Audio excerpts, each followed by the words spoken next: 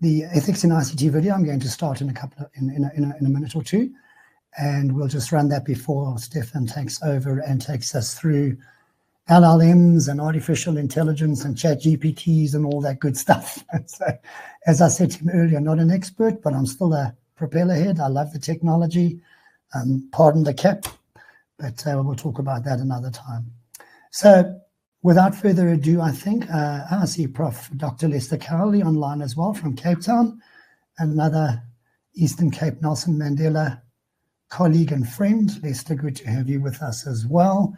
I know I'll be missing names that I know, and I'll welcome you later. Ashley from our Gauteng chapter and Women in IT, Saba, our Gauteng chapter chair. Who else can I see? Adrian van Eerden, wow, CIO from Gibbs. Adrian, good to have you on board. No pressure, Stephan. Just kidding. All good people. All righty, so I think that's enough now. We've got a good bunch of people already logging on. So without further ado, I'm going to run the video and then come back and hand over to Stephan. I'm going to turn off my camera and mute myself as soon as the video starts. So welcome on board, sit back and enjoy the next 3 minutes. Thank you.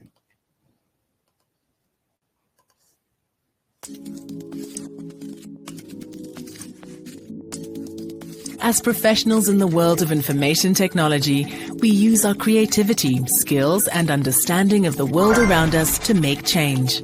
Each piece of code, technology, or information that we send out into the world takes on a life that has the potential to change the world around it. In our fast-paced world of AI, robotics, media, and communications, the actions we take dictate the future of these technologies. These technologies significantly impact people and the environment around us. As we grow, understand, and adopt AI both in our work and personal lives, we will be presented with moral and pragmatic decisions that can be used either in the upliftment or to the detriment of those around us. In everything we do, it is important to visualize, study, and calculate the impact that our creations will have. The fundamental way to achieve this is by imagining the impact your actions could have on you, your family, community, and society. Personal information can be readily stolen through phishing, viruses, and malware, leading to psychological, social, and financial harm to individuals. This abuse of personal information poses a threat not only to the affected individuals, but also to organizations at large. Imagine if this happened to you or your loved ones. We often underestimate the significance of our work, yet it's crucial to recognize that we are at the forefront of innovation. We play a pivotal role in propelling our world forward and shaping the future. We have the ability to mold our future into one that is filled with darkness, destruction, inequality, and unsustainability. It doesn't have to be this way, though. By using our skills, tools, and insights into the impacts our actions have on the world around us, we can build the future into something beautiful and exciting.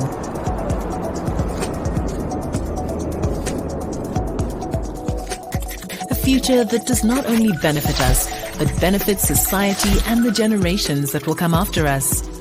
We as information technology professionals can do this by always considering the ethical impacts of our actions.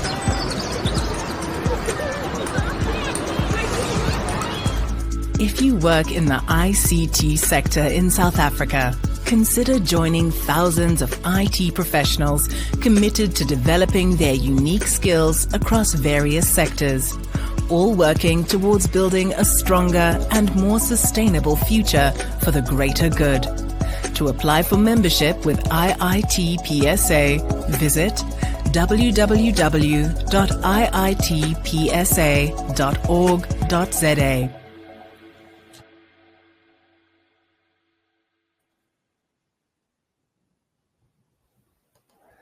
And we're back. Awesome. So I hope you found that interesting. As a recognized professional body in ICT in South Africa, we obviously promote ethical professional behavior, and that video just helps to keep us centered on that. So without further ado, I'm going to hand over to our guest speaker, Stephan Mulder from Nelson Mandela University in Port Elizabeth, where he's doing his master's.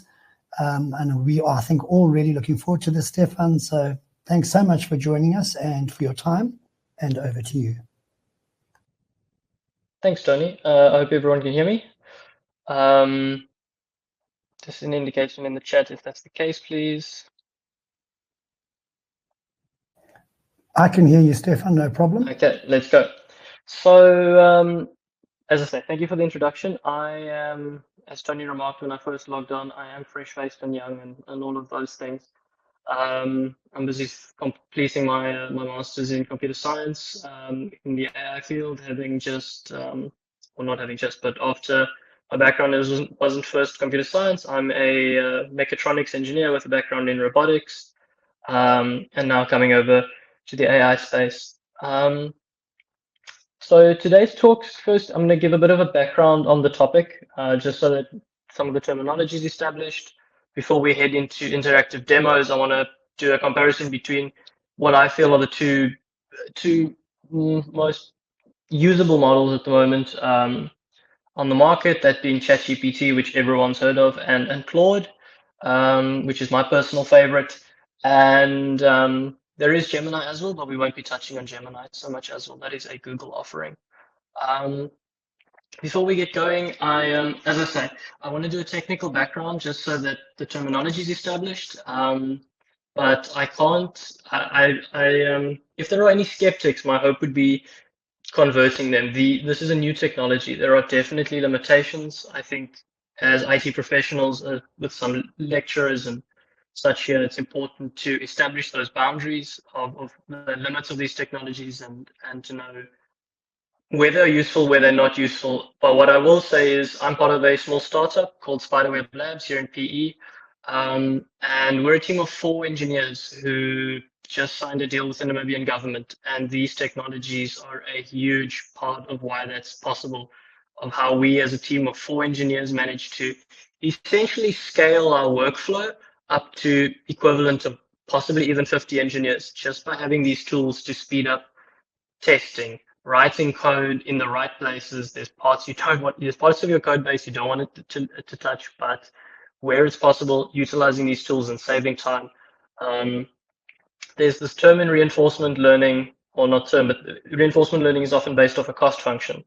And it's very much similar for humans. You know, we consume food every day to take in a certain amount of energy, and the day is spent consuming that energy, but the human body wants to use as little of that energy as possible.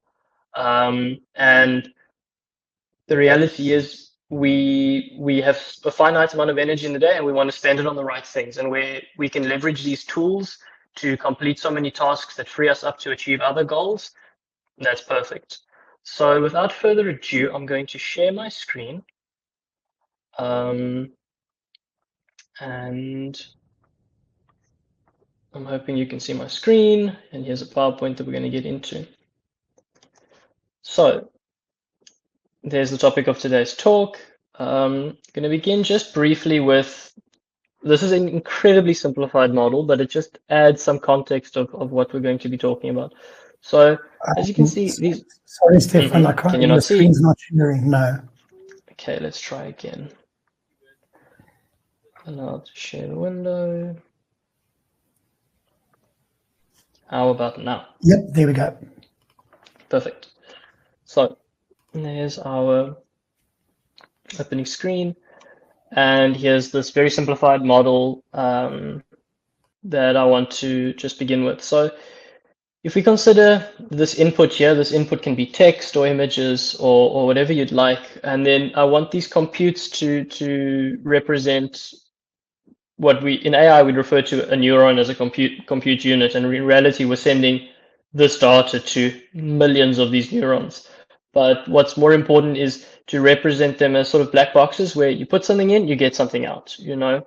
But what's interesting about AI and all of these generative models that we're currently dealing with is, as people who work with computers daily, these are the first algorithms many people will use in their life that won't give them the same answer twice. These are generative models. They are sampling from probability distributions to give you your answers, as well as just by nature of having millions of neurons that are mapped together, you'll never quite get the same answer twice.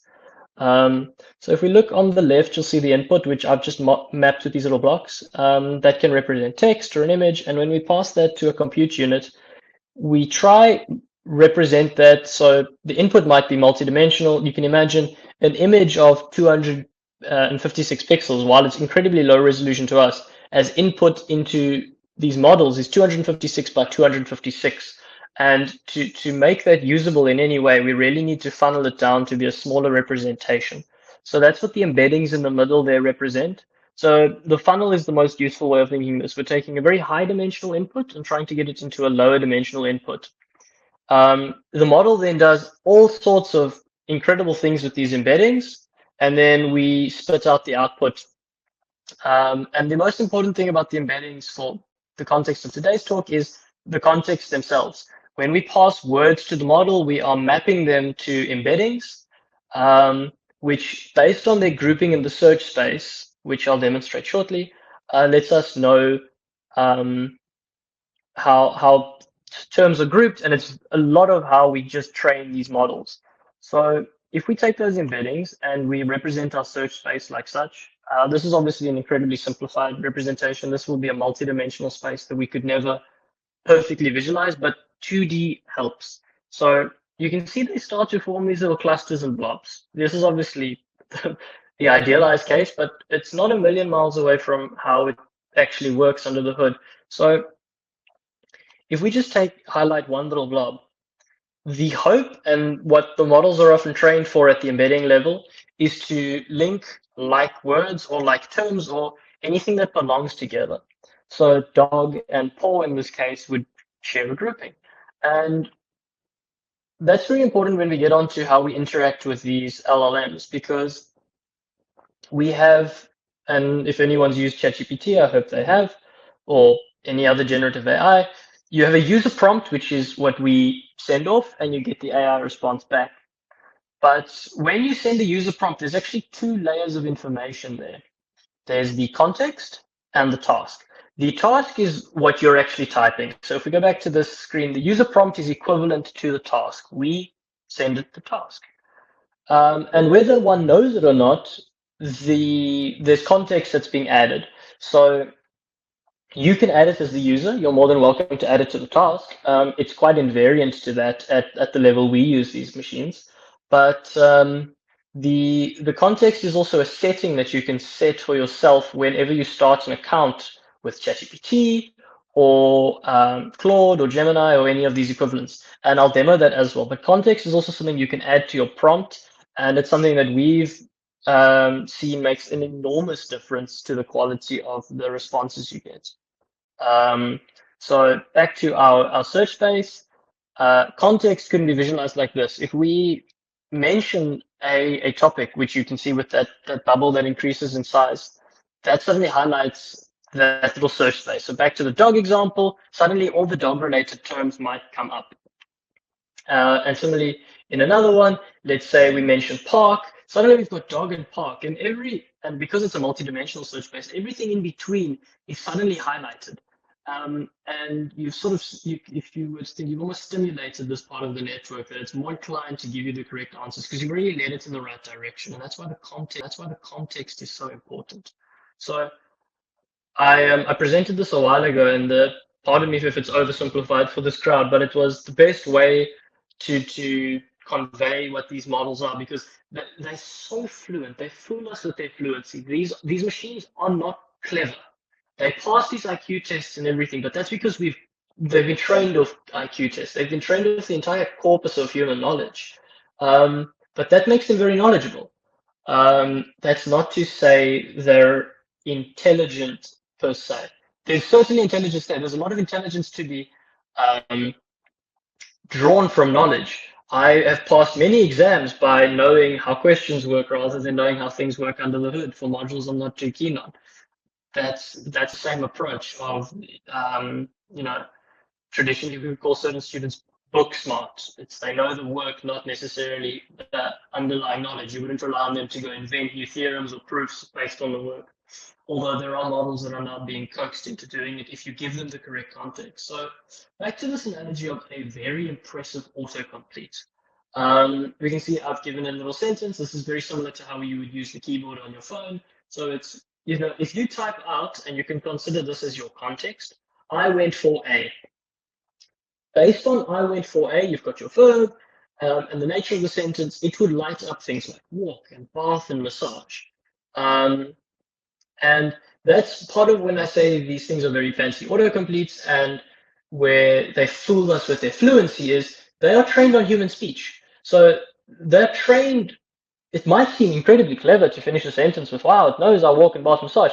That's how all of the sentences that have ever been written by people end. It's never going to go, I went for a went. Those are not sentences people write, and it's definitely been trained to ignore those ones because they're not part of the training set. So writing complete sentences, it's all it's ever known in a way. But that's where the context becomes important, because the sentence has been written a million times, and almost everything you could ever ask it to do has been done before. Therefore, it's important to be very specific in your prompts to highlight those regions of the search space which you'd like it to come back with you. Otherwise, you're going to get a general answer. If you ask it a general question, you will get a general answer. Therefore, if we just add, keeping with this analogy, if we just add a bit of context, saying, I'm sweaty, I went for A. Suddenly, we see those suggestions change a bit. Suddenly, jog has been introduced and massage is gone, because, okay, potentially you could be sweaty after a massage, but it's more likely you've gone for a jog, a run, or a walk. And then if you were to say, I'm sweaty and I'm out of breath, it's unlikely you've been for a walk and suddenly cycle is introduced, where sports that might introduce being sweaty and out of breath come together, because, again, those are sentences that have been written before. It's something it's well familiar with. So now I'd like to move on to the live demo, where we talk about context and why it matters, but also how to use these tools under the hood. So starting with ChatGPT, the very first thing you'll see is, so this is the ChatGPT app. If you use it in the browser, it's a very similar layout. At the bottom here, for those unfamiliar, you type your prompt, which is the task. You can attach files. For those who didn't know, I'm doing my research. There's nothing better than passing this a research paper and asking it to do a summary. If you want to use it to make an argument, and when you read it, you're not too sure if that's the correct argument to be made from it, you say, hey, I'm using this paper for XYZ. Would it be correct to make this argument based on the contents of this paper? Yes or no? It can do all of those things. But beginning with context, if we come down here to our settings, we can see the settings here. We can see there's a subscription plan. So I'm currently demoing to you on the free model, but that's going to ask me to log in. But there are 3 tiers to GPT. There is the free one, which I'm using right now. There's Plus, which is for the average user. And there's also a corporate plan if you're part of a company and would like to have this. So the corporate plan is more expensive, but you get more prompts before you're timed out, because obviously these data centers are very expensive to run. And I'm pretty sure with corporate, they promise not to use any of your data for training, whereas here, you need to be quite explicit that you'd not like it to use your data by turning off this little control here. A note on the usage, it changes so often that I do not want to quote you numbers now. The free version will let you only use the top model, which you can access here for a while. You can see I've got some custom ones here that we use for work, but you will be allowed to use the top model, and it will tell you when you've timed out and what time you could use the top model again, in which case, in the meantime, you can use the GPT 3.5, which is not as capable in the meantime, for as much as you'd like, because as these models scale and get more intelligent, they require a lot of power to run and a lot of server space, and they just can't meet the demand regardless of what you pay them. So even as a Plus subscriber, you will get timed out after a while. It's important to note that, as I say, these data centers are incredibly high maintenance to run. Microsoft recently started chatting to some countries about putting data centers under the ocean just to dissipate the heat, until people reminded them that the oceans are hot enough without their data centers, and that plan was scrapped. This AI revolution is so massive and requires so much power to run that the Americans are suddenly tooling up at a massive rate to bring nuclear power back. You've got enormous private efforts to bring nuclear power back, and those nuclear power stations will exist purely to run these data centers, and only that. It's a sort of industrialization which is unique to our century, but has not been seen since the Industrial Revolution. But back to the settings, we were talking about context, and that is most important here with this personalization tab. So you can see here, I've turned off memory. Memory is a new feature that ChatGPT specifically has introduced, where it can, as it says, it remembers things across chats. But more importantly, under this Customize GPT tab, you can say who you are. And this context makes a massive difference, because I tell it that I'm a machine learning researcher and an engineer for a company. And I also tell it how I'd like it to respond. So when I'm doing my academic writing, I do not want it to oversimplify how it writes. And likewise, when I'm asking it to help me with code, I want it to know that I'm already at this level, which is a machine learning researcher. Therefore, I do not need to be taken through the introductory steps. And likewise, as an engineer for a company, this is actually a very interesting part of the prompt, because sometimes if you ask it to do things, if it sees there are company logos on it, it'll actually, I tried to make a website the other day and it said, I refuse because this is someone's website that you're trying to recreate. And then I had to persuade it was mine. So you can reason with them and they'll eventually say, okay, I believe you, it's your website, and I'll do it for you. But that, of course, does eat away at some of your wonderful, wonderful prompts. So that's GPT. They've also got the new audio features here along the side, which I'm too scared to demo in a call because I think the microphones would break everything. But Stephan, if we return, yes. I'm sorry to interrupt you. Is there any chance you can increase the font size of your display? Some of the folk are complaining they're battling to read the screens. Let's go here. You're a MacBook man. I like you. For the machine learning research, these chips are glorious. I'm with you, brother. Text font. What should we go up to? Maybe just, oh, that's the style, never mind. But this is just the hover option. I've never had to fiddle around with my text size. Text size display, here we go.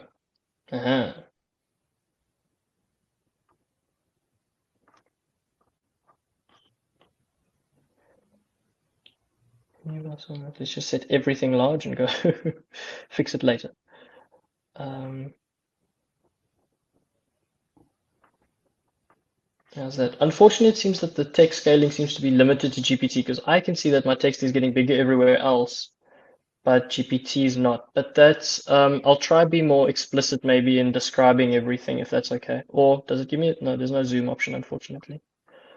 But yeah, it seems to be limited to the text increase only is carrying to apps like settings, the Mac specific apps.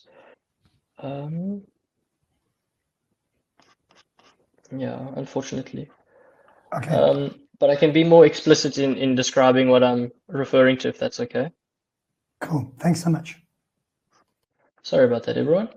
I expected everyone to complain about me talking too fast way before the font size, so hopefully that's off to a good start. So here are the new speech features as well, where you can pick the voice and everything. I've not actually played around with it. For those of you following the news, I think this is the one that got them sued by Scarlett Johansson for cloning her voice from the movie Her. We shan't get into AI data mining today, because I won't pretend that we don't do it at work either. So, but rest assured, we're not doing anything with today's data. We're in the security sector, so don't worry. Here's Claude. Claude is not so happy clappy to let you fiddle behind the scenes. They put most of their effort into other parts of the UI. They do, however, and this is this little experimental feature that I've enabled for you today. They've enabled a new feature which, depending on the work you do, has potentially revolutionized I think one of the ways we interact with this. Mark Andreessen, who's one of the biggest venture capital capitalists in America, has a fantastic line where he says, you know, this is very much like the early days of the internet. We don't know what the final form is going to be. So this is, I mean, I'm not old enough to remember it, but I'm sure some people here are. The early days of the internet was just text, very basic HTML text. And this is very much like this. We don't know how we're going to end up interacting with these. So GPT is very much on the audio. They've put a lot of effort into their audio models, whereas Claude's done something different where they've got this live pane where you no longer need to scroll through the text, but they try update everything that you need in that one pane next to you, which I think is incredibly revolutionary, especially if you use this to generate any kind of code. You can see they've also got a Pro and a Teams plan, the exact same pricing as GPT, and very much similar offerings. On the settings side, you can do the exact same thing, where you tell it who you are and what you do. It tends to only come up. Yeah, you can see I've paid for this in the past. The paid models are worth it. If you've got the money and you use this often, go for it. I'm just a student and having to spread my funds at the moment. We're a startup. We're not making major money yet. So, okay, let's start off with GPT. I think everyone understands the basics of, interacting with them, where if you say hello, how are you, etc., they can help. But one thing I really want to emphasize is just how capable they are. So when I did this demo for our faculty at NMU the other day, one thing people were really taken aback by was the fact that I can ask it something like this. Say, and you don't have to greet it, I'm just always friendly. It's, hi GPT. You don't have to correct your spelling mistakes too much. They've got spell checkers very similar to how your keyboard would work on the front end. So as long as grammatically it's more or less correct, you're okay. I want to demo how amazing you are. Please make me a little data set and then plot it to show what you can do. And this is GPT 4.0, by the way, their latest and greatest. So you can see the bigger the models are, the slower they are. So here you can see, because I'm a researcher, it's tried to give me the Python code. So it just assumes Python. Depending on what you tell it with your context, this language can change. You can tell it I code in XYZ languages, I do HTML, etc. Please specify that. Or you can just be more specific in your prompt and say, let's do it in Python. What I'm hoping it's going to do is actually plot this live for you now. You can see this analyzing tab at the bottom, and that's exactly what it's doing. It's running this code it's just generated on its own servers, and it's hopefully going to plot it for us and return the plot, which is just mind-boggling. So one thing, I'm going to give it its time to do what it needs to do. There we go. Look at that. Isn't that fantastic? The future is wonderful. I'm glad I was never born at a different time. So you can see this is all it. It's gone and made this data. It's gone and plotted it. It's got your labels and everything. And that took 3 seconds. So this is a feature I use heavily. I've obviously got my own data from work and from my master's, and I'll say, for example, put this in a LaTeX table for me. Now, it wouldn't be able to generate the LaTeX table itself because LaTeX is a bit more specific, but it'll give you the code and you can go put it in your editor, and then all your data that you've got and generated is in a fancy table for you. And anyone that's had to fight with editing before knows how painful that is. So there you go. The code is available to copy paste and to go send off to you can run this in your development environment if you want, or the plot is ready for you. So the other thing you can do is in this attach feature, you can go give it data. You can give it a CSV, an Excel spreadsheet, a JSON, a text file. It will go plot it. If it's in a structured format that it can understand, and maybe you give it some prompt saying, this is how I'd like to use it, it will go and plot those for you. So I'm going to give Claude the same prompt now, and we're going to see what it does. So I'm just going to go copy paste this one. And then remember to not call it GPT before it knows I'm cheating on it. So let's just take that away. Now, Claude cannot run on its own servers. That's a limitation that they've enforced. I'm not entirely sure why, but you can see this is that pane I was talking about earlier. So they've gone and done something very differently. And again, they are using the entire corpus of human knowledge to generate. So when you ask it to do data, it's just going to go randomly pull some data. So I actually see here this new pane feature does try preview your code for you, which is fantastic. But what I really wanted to show with this pane is here's our code. And this is a lot easier than the chat equivalent of having to do lots of scrolling. I think this is something, as I said, the early days of this are going to be a lot of people trying to find out what the best way to interact with these is. And I think chat will be stealing this idea very quickly. It's fantastic because not just is it shown here, and notice here, in my settings for Claude, I don't tell it that I'm a machine learning researcher. So it has gone and done this in React. This is a React Native script. So I know some colleagues who would love that. So we can see it's generated the preview here. It doesn't seem to have done the plots. I don't want to waste tokens trying to make it work, but you can see there's even a download, even a download option at the bottom here. But what I really want to show off with this pane and where this is truly revolutionary in terms of how we interact with these models are. And again, for those who missed it, this is Claude. It's a bit strange giving them names for some people. I don't mind it. But here's the revolutionary thing here. I'm going to ask it to make an amendment to this code. So I'm asking it, please make this for multiple years. Now, normally with GPT, you'd have to scroll to see the original. With Claude, we're going to see these changes happen in this live pane live. Please check your network. I hope I've not lost you guys. So let's try again. Stephan? Yes. Sorry to interrupt you again. Two things. One, if you turn your camera off, you might get slightly better resolution. And is there anything you can do to actually improve the screen resolution? Because I think the font size is a major issue. It's just very blurry. Okay, let me try switch off my camera and let me know if that improves. So let's give it a while. How's that? Oh, Claude lets me zoom in. If that improves things. When you zoom in, it does, yeah. I don't think the cameras make much difference. Yeah, that's readable. Sorry, on the left it is. On the one, yeah. Okay, yeah. So this is when you see this, there's that pane I was talking about, and then I'll just zoom in to show some of the details. So here I went and asked it to fix up or to add these amendments, and if we do this, it's already in this component. So you can see here, real time, without us having to scroll and see the original code, it went and made those changes. So we can go do that. If we click on this little tab, so this is how it looks, this little tab I just clicked on in the chat history.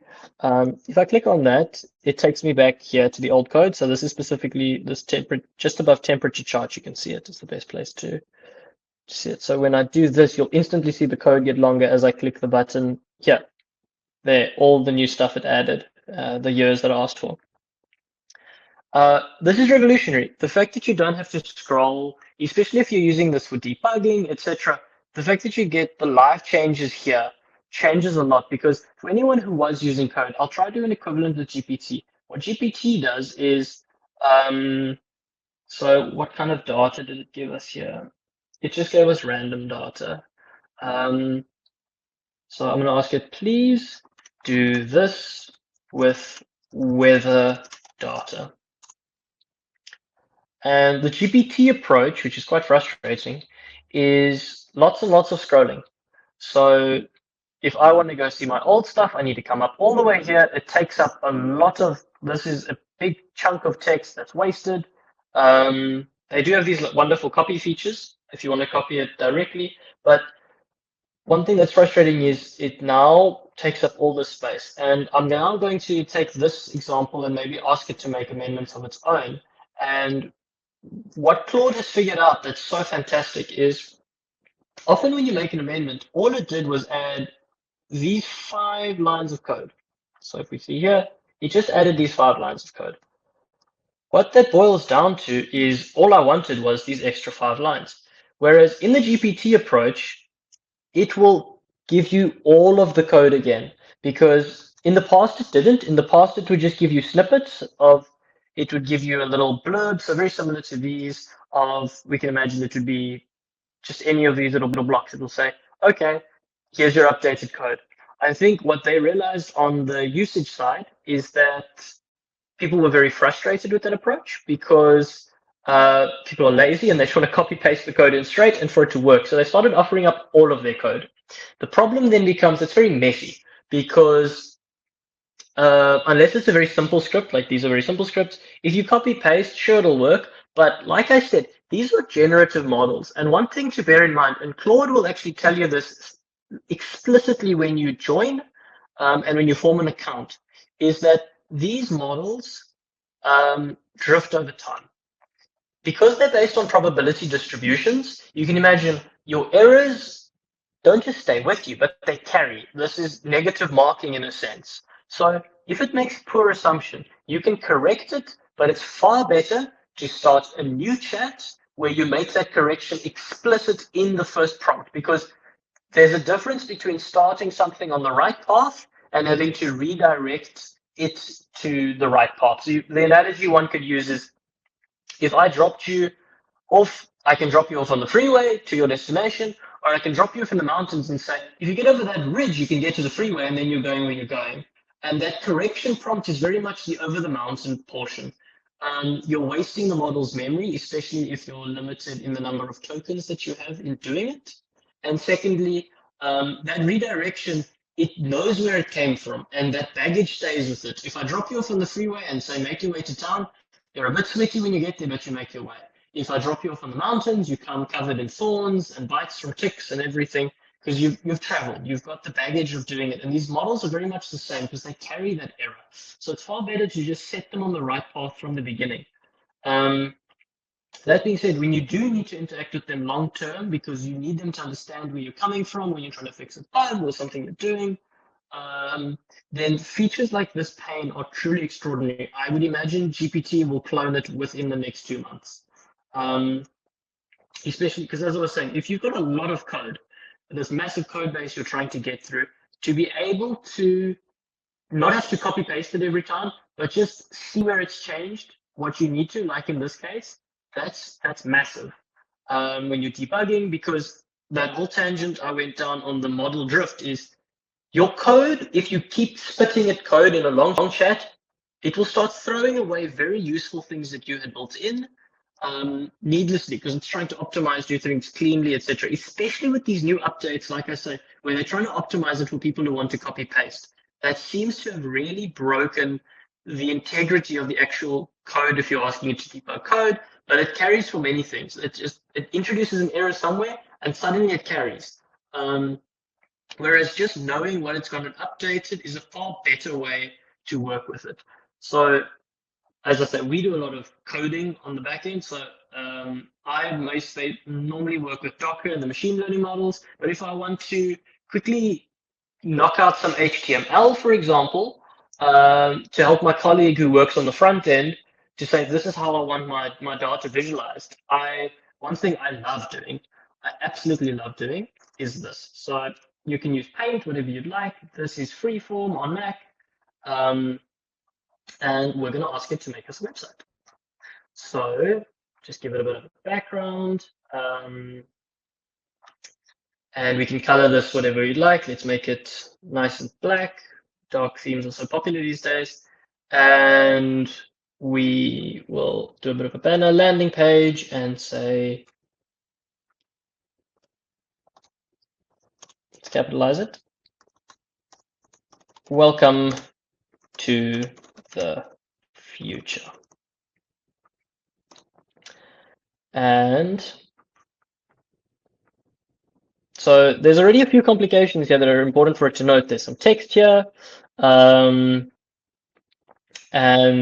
obviously we can add many colors and features. What we can then do, I don't want to waste too much time just building a website. So let's just start with a quick screenshot and we'll capture this. And we'll go over to, let's use GPT. And we can contrast. Actually, let's use Claude because I can zoom in for Claude for you guys. Hey? So we start a new chat with Claude. Claude's chat history is available if you ask for them. So here we go. So that's the code we made earlier. So I would need to ask it for my screenshot. And just do this. come along. And if we go with Claude, okay, let's run. Oh, I'm saving them to my desktop. That's why. So this is actually a useful feature. So you can see this screenshot, because I'd been saving things to my desktop, was defaulted to that rather for the shortcut. So I can drag and drop.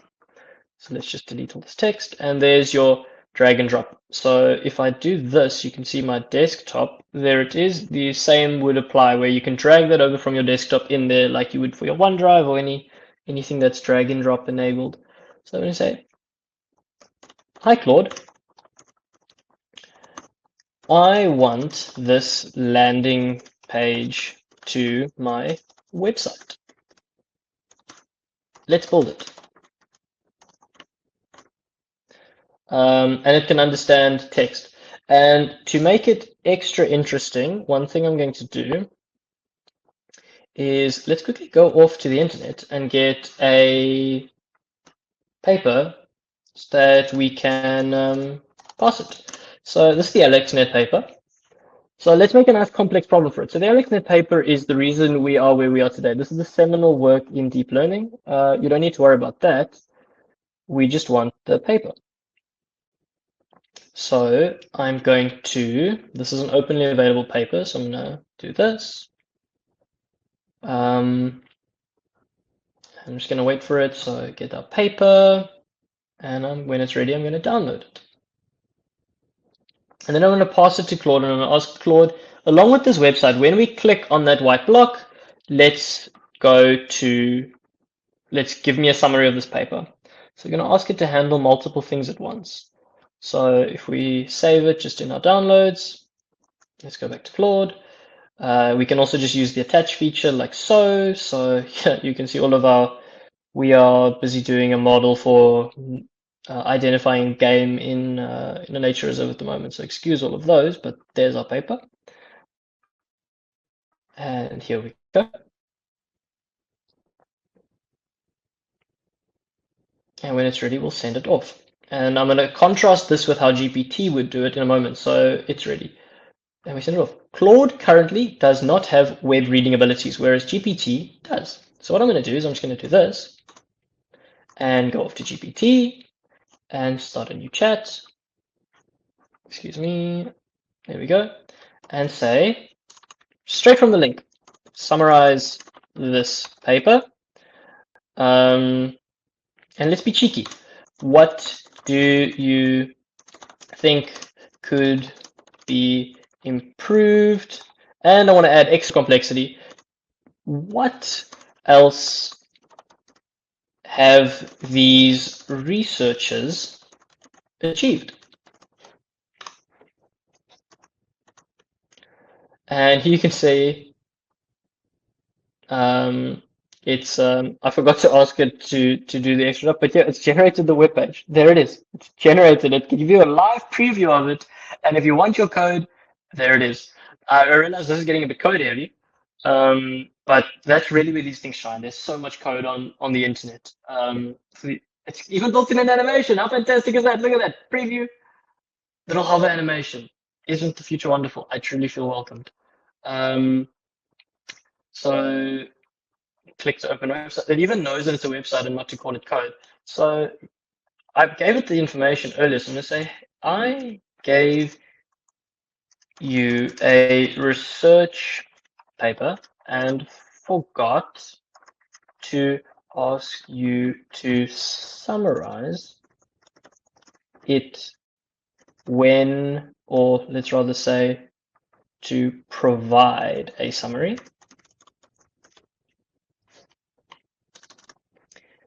when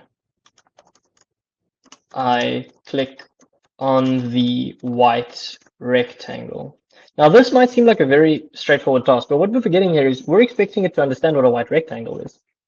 I don't know if it'll be able to do that from the live preview. It might just give me the code, but either way, that is just to understand something like that we take quite for granted, like white rectangle, is actually an incredibly difficult thing for this model to recognize, because in that embedding space I represented earlier, it needs to suddenly map white rectangle. It needs to know what a rectangle is. It needs to know what color is, and then map them to the instructions I've given it. So if we come back here, let's see if it works. So not only have we not had to take this code, and as I say, GPT is going to steal these things in a heartbeat because it can't do these right now. If we go to the code, it's all here. So it's gone and created the summary of the paper on its own after I asked it to, and it's available when you click it. And we haven't had to go put this in our development environment and try it out. It's here. Click the button, it's there. Whereas going back to GPT, we can see we asked it to give us a summary of the paper, very similar to this. You can see also mentioning things like the neurons, and having read this paper many times for my dissertation, I can promise you this is because it's mainly stolen the abstract. Remember, these things are lazy, so you need to be quite specific with asking it what you summarize it. But yeah, it's done a very similar job. Apologies that I can't zoom this one in for you. But there's a summary of the paper, the model, the potential improvement it's given it. These are very generic. So this is one of the things where it's important to remember. GPT is very generic. It doesn't truly understand problems. It just knows what people would generally suggest. And unfortunately, this is where you have a bit of a chicken and the egg problem, because much of the internet is quite generic. It has to be generic because it doesn't know what your use case is. So it's going to give you generic answers here. And then lastly, we asked it, what else have these authors done? And we can see that their achievements are mostly listed in terms of what you would get from the internet. So you can see Jeffrey Hinton, who's an amazing person, he's worked on Boltzmann machines and deep learning networks, etc. And Ilya Sutskever, who's just left OpenAI for ethical reasons. But we could perhaps ask them, we can ask GPT rather, recommend some similar papers to this work. Now, because, as I say again and again, it's trained on everything everyone's ever done. So there's going to be a bias to older work. So especially when you ask it to do this, you can see here, it cites the fact that this is a paper from 2012. It also, you can see here, it tells you it's actually used 4 websites to generate its answer here. So it's got web browsing abilities that Claude does not have. And here it started to list similar papers. And as you can see, 2016, 2017, 2019, 2016. So there's that definite bias for the older stuff. And that's for a few reasons. The older papers are, the more likely they are to be openly available. I do not know if OpenAI has agreements with Springer and IEEE. From my experience, most likely not, just from asking it to recommend me similar papers for my own research. I've noticed Claude has even more of a bias for that. But yeah, so that's just something to keep in mind, is it's most likely going to give you older stuff. And when you do ask it for newer stuff, often it's less accurate. It's not so much what you'd like. And again, that's where that understanding versus knowledge thing comes in. It knows that maybe papers that you are interested in cited these papers, but not that the content is correct. But what you can see is it told us it searched 4 websites for this answer. And it's very hard for me to zoom in, so I'm sorry for that, but it's got these little blue quotation marks that it uses. And if you go click on there, it will take you to the link. So this is the ImageNet paper that it read, and then I can see here's a Springer link. So it must have access to Springer for the similar paper. So there's that answer for us. So I wonder if OpenAI has paid for it and Claude hasn't, because most of the time I ask Claude that question and it comes up short. But yes, so that is it for the interactive demo. I really implore everyone to go create accounts and try it, because one is really limited in what you come up with for these sorts of demos. But what's important is that the more you try, the more you'll discover what they're capable of. I don't know what the ratio of professionals in the, what would the word be, in the job market would be versus people in the lecturing sphere. I think there's a lot of anxiety around these tools at the moment, how they should and can be used for education. I tend to do, again, to quote Mark Andreessen, who's done a lot of thinking in this field and whose job is predicting market trends every day. He's got an analogy that I'd like to leave everyone with, as I see we're coming to our time, is the analogy he makes is when the pocket calculator came around in the previous century. The first years of the pocket calculator were characterized by searches, which I think is very much where we are today. Did you use this tool? Naughty, naughty, where's my ruler? Let me slap you. Kind of knuckle ringing approach, where this is how it worked. You know, students were checked for calculators at the door, patted down. Then calculator watches came out. Suddenly you can't wear your watch to the exam, or you're having a watch inspection. We lived through the same thing when smartwatches came around. Smartwatches need to be kept at the door, or prove that it's in airplane mode, or etc. etc. etc. Same with smartphones. That was sort of the previous paradigm. We've entered into a new paradigm where you are forced to keep students off this by cutting your network into your venues when you're examining them, or to throttle them. I know this is an approach followed by our university, throttling the network until it's time for submission, which is of course dangerous because when the students find out, they can just wait 50 minutes before they try to use the tools, or block the websites outright, which can be difficult with certain firewalls, I'm told, not my field of expertise. But my point being, we are currently at that pat down kind of phase where I think it's important for us to recognize the pocket calculator came and revolutionized. Industry adopted it and education followed. What the pocket calculator allowed us to do is ask students harder problems to push them further, to enable them to achieve more. And these tools are going nowhere. We spoke about that cost function earlier. Students want to save energy, and so do lecturers. And I really sympathize with people in the educational sphere right now because unfortunately they've got the short end of the stick where the students get to save all of their energy, and you can't, these tools aren't at the point yet where you can ask them to mark the students' work based on that. So lecturers are at the point where they're having to mark AI's work, but we will get to a stage where AI marks AI and reports to the lecturer just as a student assistant would. And it's not for me to say this is how educators should go forward or how the industry should go forward. Far from it. I think this is very much the early days of the internet. If you try to predict what's going to happen, that's not dangerous. Well, that's too dangerous, rather. The easier thing is to be on top of these technologies and know what they do and how to use them if it comes around to being your turn. And unfortunately, educators are in that role right now. But as I said, my opinion would be very much on the side of adopt these technologies, use them to push students further. As I said, we're a team of 4 engineers who are chatting to national governments now, and that's not me saying, "Ooh, aren't we wonderful?" That's, "Ooh, we were happy to adopt these technologies when they came out and save ourselves a lot of time and hassle by deferring the right tasks to them." You know, you don't want to defer everything to them. I work on multi-sensor arrays, and you can't ask GPT to code that for you. It doesn't understand the problem at the fundamental level to be able to do it because it's quite a new approach to quite a new technology. And therefore, it just can't help you because it's not been trained on it. Because again, the reasoning isn't there as much as the knowledge is. But regardless, I think something for lecturers to potentially consider is how much we can suddenly enable students, just as the pocket calculator did, harder problems, pushing them further, achieving more, and or just in a shorter frame of time.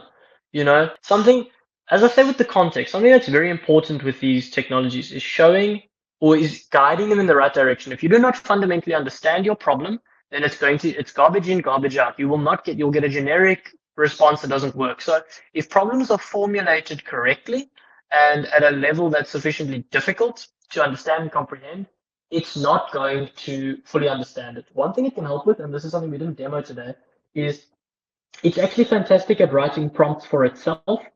So if you have a multidimensional problem that you'd like it to solve, you can say, "Here's my problem, how would you solve it?" And then it breaks it down into step 1, step 2, step 3, for example, And then you can feed it step by step and say, this is where we're going. In a new chat, you would do it. You'd say, this is where we're going. Let's start with phase 1. And it'll do it. And that would lead to far better results. But again, if the problem is hard enough, it's still not going to do the job. You need someone who understands it well enough to prompt it at the very least. So that would be the easiest way to limit students, or to let students use it, but limit their reliance on it, if that makes sense. The other one, and I sympathize with lecturers because setting up those problems will not be easy. So I know from the engineering side, we've got a council that oversees everything. And the idea has definitely been floated around more than once of having standardized examination. It definitely came up around COVID, where, you get the best and brightest from all the faculties across the country to, one question each. Everyone writes the same day, closer to the way the matrics do it. And if that's what it takes in the early years to have problems that mean that you don't have to worry, maybe that's the approach. I don't know. I've not been in the sphere long enough, but that's my 2 cents of my intuition is more and more companies are letting their employees use it. And students are going to use it the minute they go home. So I think it's about finding the right ways to challenge them still with these technologies. And with that, do you want to move over to the Q&A, Tony? Yeah, thanks, Stephan. And I'm going to just turn off your screen share if you don't mind. Just beat there you we to go. it. Okay. Yeah, we are running out of time, but we've got quite a few interesting questions on the chat. So if we can try and keep the responses as brief as you can, and let's see if we can run through them. There's some very interesting questions here. The first one is from Mishek Savada, who asks us, with AI coming into place, is development going to fall away in terms of being a career? Otherwise, he sees it as becoming a low-paying job. I'd be interested to know what you think of that. Well, there's definitely, I don't know if anyone's seen it, but there's already a graph of how plumbing prices have just gone like this because less and less people have been doing it, and there's a demand, prices soar. I think it's too difficult to predict how that will affect this. It's definitely saved us a few bucks. We've had to hire fewer guys. One analogy that I saw that I think would be the best one to quote for this, and I don't know who to attribute it to, is the best people will be flying and the guys at the bottom will fall out. I don't think that's something to be concerned over. I think in the history of humanity, we always find new jobs. There's actually a version of this talk, but I cut it out for time, where I show the history of skepticism in technology and how so many technologies are blamed for they're going to morally corrupt everyone and steal all the jobs. And that's been going on since we've had printed media. So I think we'll always find new jobs. These things always demand new avenues. They can't take care of themselves, for example. I think working in data centers and understanding that and running data centers is about to become a huge profession. So I think skills will shift. I think it's hard to predict where they'll go and what they'll become, but people always find a way. And like Tony said, he's a propeller head, gearheads. People who want to work in industries will find their way in.